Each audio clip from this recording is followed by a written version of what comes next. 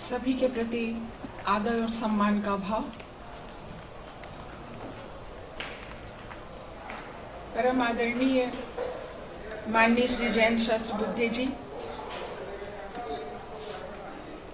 मंच पर आसीन आज के विशिष्ट अतिथि प्रोफेसर उदय प्रताप शाही सर, आज के कार्यक्रम की अध्यक्षता कर रहे प्रोफेसर जयप्रकाश लाल सर और आज के वक्ता डॉक्टर राजेश्वर मुखोपाध्याय सर और आज के विशेष सत्र का संचालन कर रहे प्रोफेसर राम सागर मिश्र सर, माननीय professor Vijay Shankar Shukla sir, Upendra Tripathi sir, professor Rajkumar Mishra sir, professor Sunil Mishra ji, professor Lallan Mishra ji, professor Sunil Katyayan, professor Mrityunjay Pande और प्रोफेसर DS त्रिपाठी सर। इसके अलावा इस सभागार में उपस्थित विद्वत समाज, प्रोफेसर श्रीश कुमार जी और भारत की थाथी को सहेजने के लिए सजग हमारे वेद के विद्यार्थी और जिस भारत की चिंता को धारण करके माननीय सहस्त्र बुद्धे जी काशी हिंदू विश्वविद्यालय में ज्ञान की अलख को जगाने के लिए आप पधारे हैं। हम बड़भागी हैं कि ऐसे महत्वपूर्ण सेमिनार में मुझे भी 2 शब्द कहने का अवसर प्राप्त हुआ है।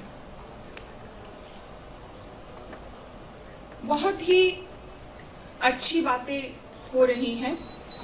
सुबह से उद्घाटन वक्तव्य के साथ चीजें हमारे सामने खुलती चली जा रही हैं और ये अनुभव होने लगा है कि हम किस व्यवस्था तंत्र और किस भाषा में और किस संस्कृति में उलझे हुए हैं कि हमारी जो वैदिक परंपरा की जो महत्वपूर्ण थाथी है वो कहीं न कहीं से दरक रही है। इस कड़ी में जो स्वतंत्रता आंदोलन है भारत का, हम स्मृति कर रहे हैं गुरुदेव रविन्द्रनाथ टैगोर को और काशी हिंदू विश्वविद्यालय के संस्थापक महामना पंडित मदन मोहन मालवीय जी को। जब स्वतंत्रता आंदोलन की बात चलती है, संघर्ष की बात होती है, तो हमारे मन में नवजागरण की याद आती है और उसके लिए एक शब्द आया रेनांसा। यह 19वीं सदी के उपनिवेश काल में भारत में आयातित हुआ था। मोटे तौर से सुबह के सत्रों में इसकी चर्चा हुई थी। माननीय जयंत शास्त्री बुद्धे जी ने मुझे यूरोप के बारे में भी बताया कि किस तरह से वहां पर चीजें आगे बढ़ रही थी। 14वीं से 19वीं सदी के बीच में जो यूनान तथा यूरोप में पुनराविष्कार हुआ, उस शब्द से रेनांसा को हम जोड़ते हैं और ये हमारे यहाँ आता है, भारतवर्ष में आता है। लेकिन हम ये अनुभव कर चुके हैं कि भारत में जागरण की अलख, नव जागरण की अलख बहुत पहले से शुरू हो गया था और ब्रिटिश कालीन भारत में कहें या भारतीय नवजागरण की भारत में कहें, ऐसी अनेक धाराएं विद्यमान हैं जहां हम भारतीय जागरण की बात करते हैं। इसकी सबसे पहली शुरुआत उपनिषद काल में देखा जा सकता है, जिनकी चर्चा अभी पिछले सत्रों में हो रही थी। श्वेत केतु नचिकेता जो छोटा ऋषि था, भृगु, या एक साथ इकट्ठा रहने वाले 6 नवयुवक ऋषि, सत्यशोधी, सत्यकाम, गार्ग्य, अश्वलायन, भार्गव, कबंधी या ऋषिकाएं हमारी, गार्गी, मैत्रेयी, अपाला या वह रेडी लगाने वाला नवयुवक रैटू की हम चर्चा करें। ये वह नवयुवक ऋषि हैं जिन्होंने भारतीय संस्कृति में प्रश्न करना प्रारंभ किया था और 700 ईसा पूर्व छांदोग्य उपनिषद में उद्यालक आरुणि ने अपने युवा पुत्र श्वेतकेतु से कहा, तत्त्वमसि, तुम ही ब्रह्म हो। और उपनिषदों के रूप में इस चेतन संदेश की विस्तृत अभिव्यक्ति जो है भारतवर्ष में काम करने लगती है और व्यक्ति आत्मा अलग तत्व नहीं है, बल्कि सत्य के दो स्तर हैं। वैश्विक मनुष्य की अभिव्यक्ति है और यह वैश्विक आत्मा कोई अतीन्द्रिय वस्तु नहीं है, बल्कि एक जटिल ज्ञानात्मक प्रक्रिया है। इस बात का उद्वेलन उस उपनिषद काल में होता है। हम इसे भारत का प्रथम नवजागरण मान सकते हैं। और भारत जैसा देश जो जागरण का ही संदेश देता है। जब हम 19वीं शताब्दी की बात करते हैं, क्योंकि हम विशेष रूप से जो अंग्रेजों ने, ब्रिटिशर्स ने हमारी संस्कृति पे जो प्रहार करने का प्रयास किया था, हमारी जो थाथी है, जो लोक में और जो शास्त्र में विद्यमान है, वो थाथी इतनी मजबूत है कि आज भी वह ठाए हुए है, आज भी वो हमको साथ में लेकर खड़ी है। और आगे हम बढ़े तो शंकराचार्य हमको मिलते हैं 8वीं ईस्वी में और अद्वैत वेदांत की वे चर्चा करते हैं। वेदांत के इस सिद्धांत को, जैसा कि ये सुबह से ये बात स्पष्ट हो चुकी है कि वेद ही लोक है और लोक ही वेद है। शास्त्र तभी प्रामाणिक माना जाएगा जब तक लोक उसे श्रेष्ठता या प्रमाण पत्र न दे दे, और वेद प्रामाणिक है। जितने भी शास्त्र, जितने भी दर्शन हमारे सामने आज भी विद्यमान है, यह बात स्पष्ट हो चुकी है कि वह वेद की छाया है। जैसे सुजनी का धागा होता है, हमारे बनारस में, भोजपुरी में उसको कथरी भी बोलते हैं, कि अगर एक धागा को हम खींचें और बड़े ध्यान से खींचें तो पता चलेगा कि वह विभिन्न धर्म और शास्त्र को छूते छूते वह धागा उसी वेद में बंधा हुआ है जिसमें हम लोग बंधे हुए हैं। हम उससे अलग नहीं हो सकते, किसी शर्त पे अलग नहीं हो सकते, और भारत इस बात का प्रमाण है। वेदांत के इस सिद्धांत को 19वीं शती में जो नव जागरण हुआ, इस नव जागरण का जो स्वरूप है, जो बार बार चर्चा हो रही है, जगदीश चंद्र बसु, सत्यजीत रे, राजा राम मोहन राय, स्वामी विवेकानंद, महर्षि अरविंदो, ये वह लोग हैं जो इसी नव जागरण के पुरोधा हैं। और यह नव जागरण पूरे भारतवर्ष में हुआ था, कश्मीर से लेकर कन्याकुमारी तक। वह बंगाल में भी हुआ, वह उत्तर प्रदेश में भी हुआ, आसाम में भी हुआ, कश्मीर में भी हुआ, महाराष्ट्र में भी हुआ, और वह जागरण होता है।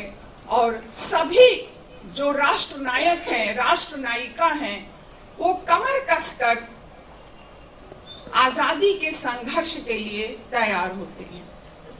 उन्हीं में से जो दो पुरोधा हैं, राजा राम मोहन राय, स्वामी विवेकानंद ने धार्मिक आस्था और समाज का उन्होंने पुनर्मूल्यांकन किया और पश्चिम ज्ञान विज्ञान के आलोक में वेदांत की नई व्याख्या की, जिसकी चर्चा अभी अभी आपने विवेकानंद को सुना कि किस तरह से उन्होंने वेदांत की चर्चा की।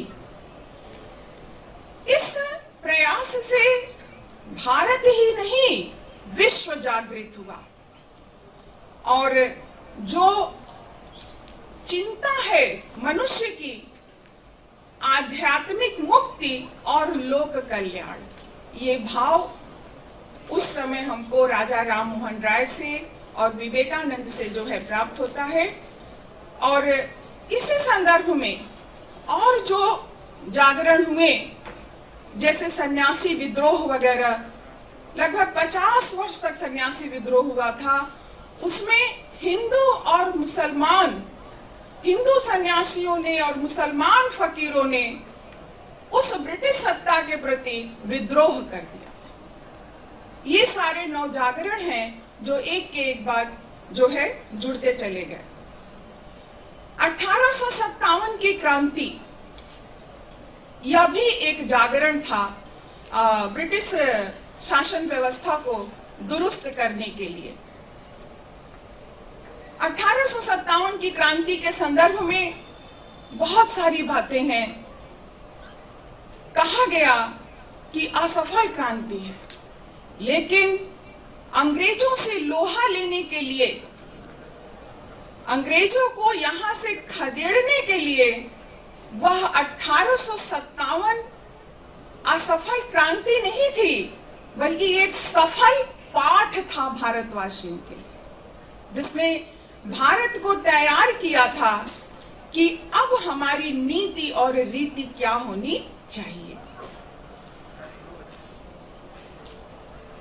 और इसके साथ नवजागरण के अनेक पुरोधा हैं जिनसे हम सभी लोग परिचित हैं। इसमें बौद्ध धर्म को भी हम जोड़ सकते हैं, जिसने समानता और मनुष्य की गरिमा को हमारे सामने रखा। नवजागरण का यह प्रादुर्भाव राष्ट्रीय मूल्य में हमें टैगोर और महामना पंडित मदन मोहन मालवीय के का जो जीवन सूत्र है वह हमें केंद्रीय रूप से हमें दिखाई देता है। एक टैगोर का एक बहुत ही अच्छी कविता है, छोटी सी, जो कि मैं उनके बारे में बताना चाहती हूँ कि उन्होंने लिखा कि हे मोर दुर्भागा देश जहां देर करे छो अपमान, अपमाने होते हबे ताहा देर सवार समान। कहने का तात्पर्य था, अर्थात हे मेरे अभागे देश, जिसका तुमने अपमान किया, एक दिन उनके समान तुम्हें भी अपमानित होना पड़ेगा।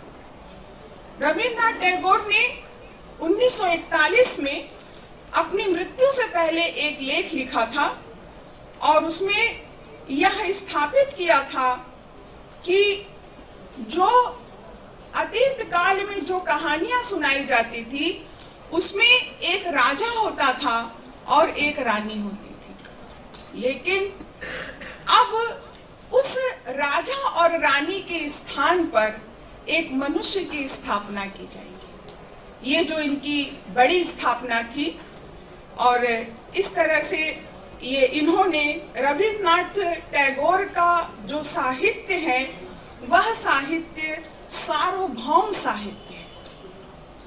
उन्होंने अपने साहित्य के माध्यम से जो भारत की जो जनता है उसके भीतर आजादी के भाव को जगाया, स्वतंत्रता के भाव को जगाया, स्व के भाव को जगाया और जो उसका आत्मसम्मान या उसके भीतर जो हीनता का भाव आ गया था, उस हीनता के भाव को उन्होंने दूर किया, रिमूव किया।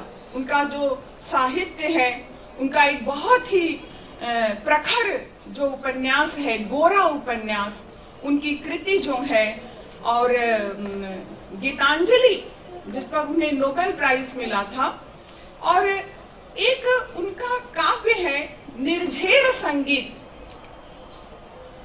उसके संदर्भ में उन्होंने यह बात कही थी कि जब मैं 21 वर्ष का था तो अपने बारामदे के पास खड़े होकर, सामने हमारे एक स्कूल था, स्कूल में एक वृक्ष था और वृक्ष के पीछे जो है सूर्य उदित हो रहा था, उनका रेफरेंस आता है, और उस सूरज को मैं देख रहा था। और सूरज को देखने के साथ ही सूरज के प्रकाश के कारण ऐसा अनुभव हुआ कि जैसे कोई झरना, कोई ज्ञान का सागर जो है उन्हें प्रस्फुटित होता है। और उन्होंने लिखा उस कविता के माध्यम से कि जैसे झरना प्रस्फुटित होता है, उसी तरह से भारतवासियों तुम लोग भी प्रस्फुटित हो जाओ और यहाँ से जो विदेशी सरकार है उसका तुम यहाँ से पलायन वे कर जाए। ये उनके रचनाओं में हम लोगों को मिलता है। और इसके साथ ही सुबह से बहुत सारी बातें हम लोगों ने की कि हमारे यहाँ जो है, जो विदेशी जातियां आई, शक, हूण, कुषाण, ये इन सभी जातियों का भारतीयकरण हो गया। जो मनेंद्र थे उन्होंने बौद्ध धर्म स्वीकार किया, शकों ने वैदिक, कुषाण ने बौद्ध, और कला, इतिहास, संस्कृति, इसके साथ साथ जो स्थापत्य कला है, मूर्ति कला है, चित्रकला है, संगीत कला है, हर विधा में, साहित्य में हमें वही जागरण का स्वर सुनाई देता है। और यही स्वर हमें रविंद्रनाथ के साहित्य में भी सुनाई पड़ता है, जिसके माध्यम से उन्होंने आवाहन किया भारतवासियों का। एक और जागरण मुझे याद आ रहा है, मध्यकालीन भक्ति आंदोलन, जिसमें संपूर्ण भारतवर्ष को 15वीं, 16वीं, 14वीं शताब्दी की बात, वह भी भारतवर्ष की एक बहुत बड़ी थाती है, जिसने कश्मीर से कन्याकुमारी तक भारत को एक सूत्र में बांध दिया था। वह सूर, कबीर, तुलसी, मीरा, दादू, रज्जब, रैदास, लल दे, अक्का Mahadevi, Meera by, Bahina by, ये वो संत थे जो एक साथ भारत की आर्ष परंपरा को हमारे सामने लोक भाषा में उतार रहे थे। और ये वही भारत था जो मुगल शासन के अधीन था, और लोक भाषा के माध्यम से, अपनी अपनी बोली के माध्यम से इन रचनाकारों ने हमारे भारत को एकता के सूत्र में बांधा, जिसे इतिहास ने भारत को स्वर्ण काल के नाम से अभिहित किया।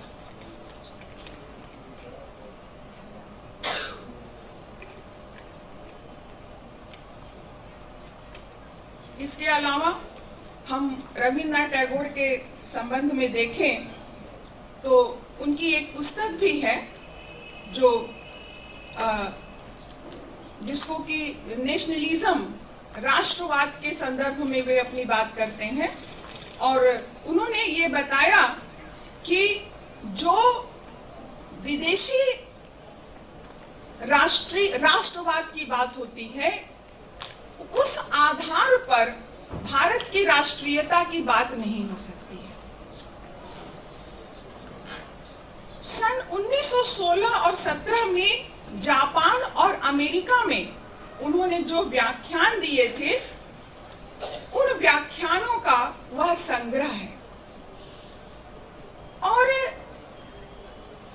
उनका जो राष्ट्रवाद है, उनकी जो राष्ट्रीयता है, वह पश्चिमी भौतिकवादी राष्ट्रवाद है, उससे अलग है, उससे भिन्न है। हमारे ऋषियों, हमारे राष्ट्र नायकों को इस बात का अनुभव है, उनका चिंतन है, हजारों वर्ष से जो उन्हें चिंतन प्राप्त हुआ है कि भारत की प्रगति का मॉडल भारत ही होगा। हम पाश्चात्य संस्कृति के आधार पर, पाश्चात्य दर्शन के आधार पर हम भारत की प्रगति को कभी भी देख नहीं सकते। अभी प्रोफेसर राय अभी इस मंच से बोल रहे थे, उन्होंने कहा कि जब हम अपने इंस्ट्रूमेंट विदेशों से खरीदकर अपना काम करेंगे तो हमारे राष्ट्र का विकास नहीं हो सकता, हो ही नहीं सकता। उन्होंने जगदीश चंद्र बसु की चर्चा की कि उन्होंने किस तरह से छोटे छोटे साधनों के माध्यम से उन्होंने किस तरह से विज्ञान में आविष्कार किया और किस तरह से उसको आगे बढ़ाया। इस पर विचार करने का समय है। साधन की एक सीमा है, लेकिन साधनों की शुद्धि बहुत आवश्यक है। अगर हम अपने राष्ट्र का विकास चाहते हैं, जाहिर सी बात है कि चाहेंगे ही, तो हमें अपने साधनों पर विशेष रूप से ध्यान रखना पड़ेगा। हमारा साधन स्वदेशी होगा, हमारा विकास स्वदेशी होगा। विदेश के मॉडल पर हमारा कोई विकास होने वाला नहीं। जितने भी राष्ट्र नायकों की चर्चा सुबह से हो रही है, इन सभी राष्ट्र नायकों का जो साधन है, जो कार्य है, जो सूत्र है, जो शैली है, जो जीवन शैली है, जो रचना प्रक्रिया है, वह सब स्वदेशी है। स्वदेशी मॉडल है उनका, सोचने से लेकर कार्य करने की प्रणाली तक। तो इस बात का भी हमें विचार करना पड़ेगा और यही सारी बातें हम अपने राष्ट्रीय आंदोलन के जो हमारे रविन्द्रनाथ टैगोर जी हैं, उनके साहित्य को भी हम पढ़ते हैं तो भी उन्होंने स्वदेशी की बात की।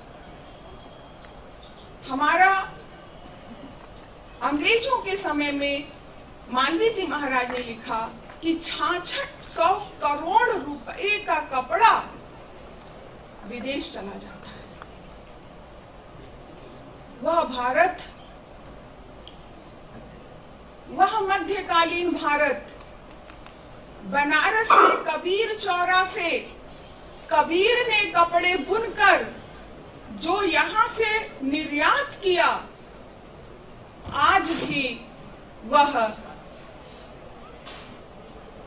वह जो ममीज है उसमें ढके हुए मिलते हैं। वह भारत इतना जो है, हमारे ऊपर इतनी नीतियां बनाई गई, इन नीतियों के कारण हम कंगाल हो गए। भारतेंदु हरिश्चंद्र ने लिखा, हा भारत दुर्दशा देखे न जाए। ये उनका बलिया वाला भाषण, भारतवर्ष की उन्नति कैसे, हाहाकार करता है उसका मन।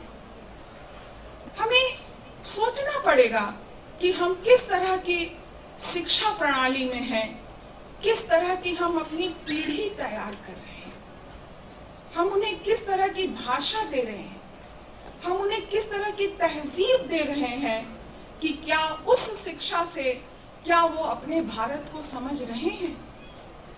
हम कर्जदार हैं भारत के।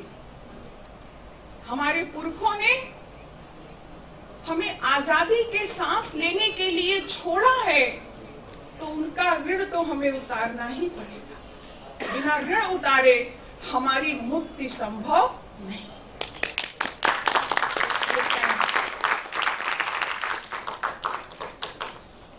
कुछ और बातें थोड़ी सी आपके साथ शेयर करेंगे। कुछ रेफरेंसेस थे, मैंने नोट किया था, लेकिन मैं उसे पढ़ूंगी नहीं, क्योंकि मुझे आदेश है जिस तरह का उसका पालन करूंगी। और थोड़ी बहुत बात हम लोग जो है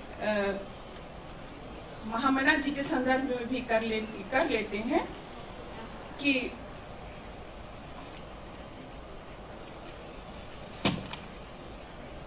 महामना जी का व्यक्तित्व पे जब हम लोग बात करते हैं तो एक आप्लावन की स्थिति आ जाती है। यह नहीं समझ में आता है कि उनके किस विधा पर बात करें। यहाँ पे विद्वान लोग बैठे हुए हैं, मंच पर हमारे अभिभावक बैठे हुए हैं, प्रोफेसर जेपी लाल सर, और उनके किस विधा पे बात करें कि वह बात पूरी हो जाए। नहीं रसना पे जाई बखानी, उनके दिए हुए कार्यों को रसना पे नहीं कही जा सकती, ये मैं लिखित कह सकती हूँ। अद्भुत उनका व्यक्तित्व है। इतना बड़ा काशी हिंदू विश्वविद्यालय हम अपनी खुली आंखों से फाड़ फाड़ कर भी देखें तो भी हम इसको देखने में समर्थ नहीं। ऐसा ऊंचा चिंतन और ऐसा ऊंचा उनका व्यक्तित्व आप्लावित कर देता है। उनका व्यक्तित्व आप उनको पढ़िए। अब तो हम लोग खाली पढ़ ही सकते हैं ना।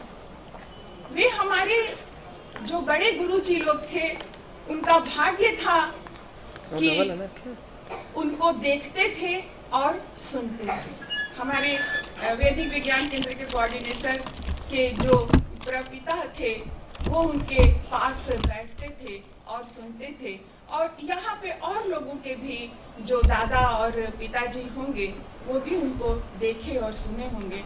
हम लोग तो इन्हीं के आंखों से थोड़ा बहुत अनुभव कर पाते।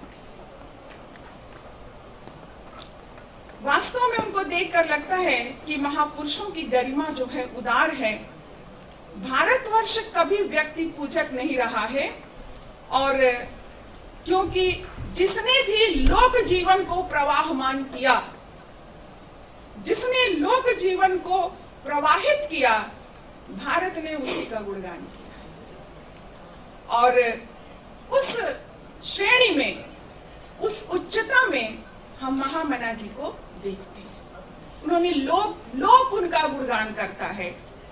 जैसे ऋषि वशिष्ठ ने सर्व त्याग करके इंद्रियों को वश में कर लेने के कारण उनको वशिष्ठ कहा गया, उसी प्रकार मालवीय जी ने सर्व त्याग करके जीवन को में श्रेष्ठता को धारण किया था। उनका जीवन चरित्र खाली आप पढ़ ले, उसको जान ले, उसको समझ ले तो बहुत कुछ बन जाता है। बहुत कुछ बनाने के लिए बहुत कुछ पढ़ना नहीं होता है, बहुत जानना भी नहीं होता है। न जाने कौन सा शब्द किस समय किस क्षण आपके जीवन को बदल देगा। सावधान रहना पड़ता है, क्योंकि सावधानी हटी और दुर्घटना। हर क्षण सावधान, कौन से क्षण में वो शब्द आएगा जो उस विधाता ने हमारे लिए चुना है। ऐसे ही मालवीय जी के शब्द आते हैं। श्वेत पगड़ी, लंबा सफेद कोट, गले में ऐसे फेर कर डाला हुआ उत्तरीय, ऐसा लगता था कि जैसे वो सतो रूप और शांत रस के प्रतिमूर्ति, ऐसा अनुभव होता था। और उनके विशाल व्यक्तित्व को देखकर गांधी जी ने कहा था कि मैं मालवीय जी महाराज का पुजारी हूँ। वे आचार में सर्वथा नियमित और विचार में अत्यंत उदार, द्वेष तो किसी से कर ही नहीं सकते थे। उनके विशाल हृदय में सभी जन समान स्थान पाते थे।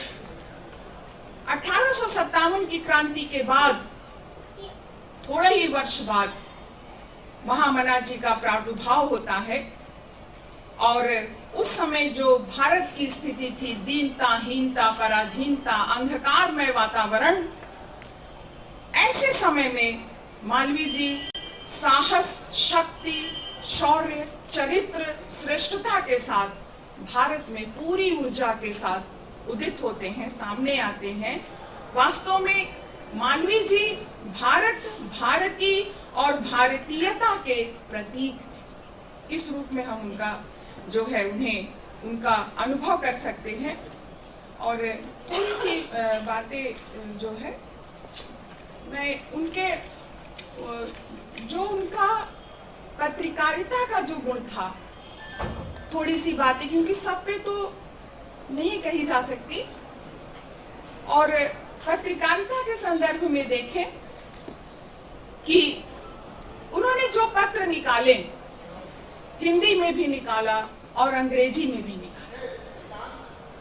उनका यह मानना था कि हिंदी पत्रकारिता के साथ साथ अंग्रेजी का पत्र भी भारत को शिक्षित करने के लिए निकालना आवश्यक है। ये कोट्स मिलते हैं। और उन्होंने भाषा पे जो बल दिया था, वह बल था लोक भाषा, जन भाषा। हम सभी को पता है कि मालवीय जी महाराज जो हैं मकरंद नाम से बहुत किशोर अवस्था से ही कविता लिखते थे, मकरंद नाम से। और अपनी कविता को डाक के माध्यम से भारतेंदु जी के पास भेजते थे और भारतेंदु जी उनकी सराहना करते थे। मैं तो उनकी जो पत्र पत्रिकाएं जो उन्होंने प्रकाशित की है, अगर उसको पढ़ा जाए तो ऐसे लगता है कि जैसे कि तुरंत चरित्र निर्माण होने लगता है। ऐसी भाषा, ऐसी सरलता, ऐसी सहजता, कहीं कोई बड़ी बात नहीं कही। मैं आज अखबार की फाइल पलट रही थी। आज अखबार के टीन के गोदाम में बैठकर 1920-1918 की फाइल थी। उसमें जो एक समाचार मिला, कई समाचार मिले, मैंने उसको संग्रहित भी किया कि मालवीय जी महाराज 1920 में बनारस के टाउन हॉल में व्याख्यान देने आए थे। उस समय बनारस के टाउन हॉल में जिन्होंने व्याख्यान दिया था, उनकी संख्या 10,000 थी। एक साथ 10,000। वे सारे रिव्यूज मेरे पास हैं। उन्होंने उस व्याख्यान में क्या बोला, क्या कहा, और स्वदेशी की बात उठाई, खादी की बात उठाई। एक बहुत ही छोटा सा समाचार हम आपके साथ शेयर करना चाहेंगे। 2 मिनट समय शायद मुझे मिल जाएगा। समाचार है 11 अगस्त 1921 गुरुवार। मालवीय जी का कथन, पूना में मालवीय जी, पूना का समाचार बनारस अखबार में छपा। स्वदेशी से ही स्वराज्य मिलेगा, शराब को निकालो, आंदोलन अहिंसात्मक होना चाहिए। ये उसकी मेन हेडिंग्स थी अखबार की। और उसमें जो नीचे दिया हुआ था कि पूना 9 अगस्त पंडित मदन मोहन मालवीय जी ने आज एक व्याख्यान स्वदेशी और शराबखोरी के संबंध में दिया। आपने जनता को मनसा वाचा कर्मणा स्वदेशी व्रत धारण करने का उपदेश दिया। आपने यह भी उपदेश दिया कि शराब इत्यादि मादक द्रव्यों के रोजगार को हमें देश से मार भगाना है। चरित्र निर्माण सबसे पहले। भारत की प्राचीन अवस्था की वर्तमान गुलामी से तुलना करते हुए आपने कहा कि राष्ट्रीय पुनरुत्थान के वास्ते हमें जापान का अनुकरण करना चाहिए। हम लोगों के प्रत्येक घर में चरखा चलवाना चाहिए। यदि हम लोग अपने अन्न वस्त्र का स्वयं प्रबंध कर लेंगे तो स्वराज्य मिला ही समझो। ये मालवीय जी का था। मैं विदेशी वस्तुओं के जलाने का विरोधी हूँ। हम लोगों को अपना आंदोलन शांतिपूर्वक चलाना चाहिए और हमारे कथनी तथा करनी में लेस मात्र भी हिंसा का भाव नहीं होना चाहिए। ऐसे तमाम उनके जो व्याख्यान है और तमाम जो उनके पत्र पत्रिकाएं हैं, वो अभ्युदय हो, सनातन धर्म हो, लीडर हो, इंडियन ओपिनियंस हो, उसके जो संपादकीय अगर हम लोग उसको पढ़ते हैं तो मुझे ये समझ में आने लगता है कि इन्होंने ब्रिटिशर्स से पंगा लेने के लिए, ब्रिटिशर्स को यहाँ से हटाने के लिए भारतवर्ष में किस तरह के जनमानस को जागृत किया, कितना आत्मबल था उनमें, कितना साहस था। जो ब्रिटिशर्स थे उन्होंने एक्ट बनाकर प्रेस की स्वतंत्रता को बाधित कर दिया। मालवीय जी महाराज ने जो है अखिल भारतीय संपादक सम्मेलन किया राजा रामपाल सिंह की अध्यक्षता में, और उसमें उन्होंने अपनी बात कही, और जो बातें उन्होंने कही अपने पत्रिकाओं के माध्यम से कि देश में पूर्ण स्वराज्य की स्थापना हो, स्वराज्य शब्द का प्रयोग किया, बार बार स्वराज्य शब्द आता है। स्वयं की स्वतंत्रता, इस स्वयं में ही, इस स्व में ही हमारा राष्ट्र समाहित है। पूर्ण स्वराज्य का अर्थ यह है कि हमको अपने देश के शासन में उतना ही अधिकार एवं स्वतंत्रता हो जितनी अंग्रेजों को इंग्लैंड के शासन में।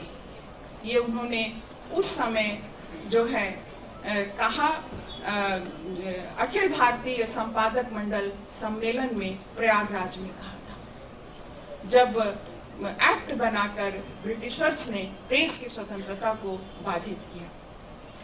उन्होंने देशी व्यापार को प्रोत्साहन की बात कही, सर्वधर्म समभाव की बात कही, सार्वजनिक शिक्षा तथा किसान और मजदूर वर्ग का उन्नयन, सारे संसार के मनुष्यों में स्वतंत्रता, न्याय और दया का संचार, अन्याय और अत्याचार का विरोध। ये उनके स्टेटमेंट्स हैं जो उस अखिल भारतीय सम्मेलन में उन्होंने दिया था।